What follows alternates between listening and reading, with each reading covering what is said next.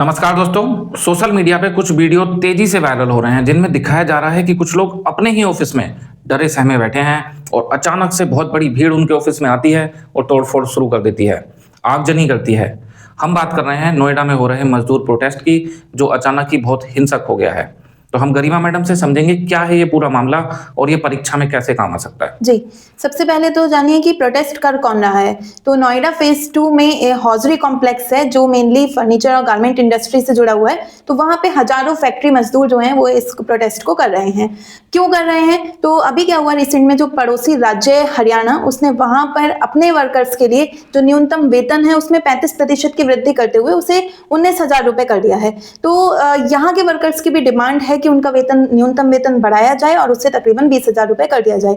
इसके साथ उनके कुछ अन्य डिमांड्स भी हैं, जैसे कि ओवर टाइम जो पेमेंट है उसको डबल रेट पे किया जाए और वेतन एक निश्चित तिथि पे दिया जाए। इसके साथ जो प्रोविडेंट फंड जैसे लाभ हैं वो भी उन्हें प्रोवाइड किए जाएं और स्पेशली जो महिलाओं की सेफ्टी है, जो उनका वर्क प्लेस हैरेसमेंट होता है, उसके लिए एक फॉर्मल सिस्टम बनाया जाए। तो अब सवाल उठता है कि ये प्रोटेस्ट कैसे हो रहा था और ये वायलेंट कैसे हो गया। तो 10 अप्रैल से प्रोटेस्ट शुरू होता है, शांतिपूर्वक प्रदर्शन कर रहे होते हैं वो लोग और 13 अप्रैल को इकोटेक 3 एरिया में एक प्रदर्शनकारी जो महिला कर्मी होती है उसको गोली लग जाती है और उसके बाद अचानक ये जो प्रोटेस्ट है ये वायलेंट हो जाता है। जो मजदूर हैं वो पत्थरबाजी करने लगते हैं, जो प्राइवेट और पब्लिक व्हीकल हैं उनको जलाने लगते हैं, प्राइवेट प्रॉपर्टी को नुकसान पहुंचाने लगते हैं और एक हिंसक रूप ले लेता है ये प्रदर्शन।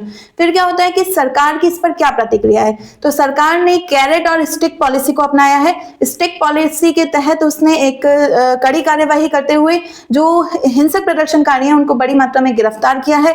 ड्रोन से सर्विलांस कराया जा रहा है और सरकार और मेनली पुलिस जो है वो एक्सटर्नल सिंडिकेट का जो एक एंगल है वो भी तलाश रही है कि कोई ऐसा तो नहीं है कि कोई जो बाह्य शक्ति है वो इसको प्रमोट कर रही हो, उसका हाथ हो इस सब में।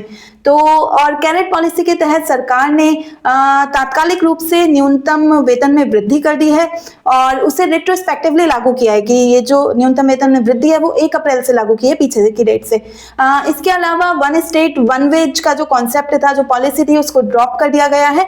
अलग अलग शहरों के लिए टियर 1, टियर 2, टियर 3 सिटीज के लिए अलग अलग न्यूनतम वेज जो है तय किया गया है, जिसे आप इमेज में देख सकते हैं। इसी के साथ जो वीक ऑफ होता है उसको कंपलसरी कर दिया गया है, मतलब एक छुट्टी तो मिलेगी ही। एक हेल्पलाइन बनाई गई है, सीधे डीएम के अंडर में काम करेगी और ये कार्य किए गए हैं। जी, तो ये परीक्षा में कहाँ काम आ सकता है? एथिक्स के पेपर में केस स्टडी के रूप में आप देख सकते हैं गवर्नमेंट के प्रयासों को, एंड इकोनॉमिक्स में आप इसको असमानता के एग्जाम्पल में यूज कर सकते हैं। आपको कमेंट बॉक्स में बताना है कि 7वीं अनुसूची की किस सूची का विषय है लेबर या श्रम।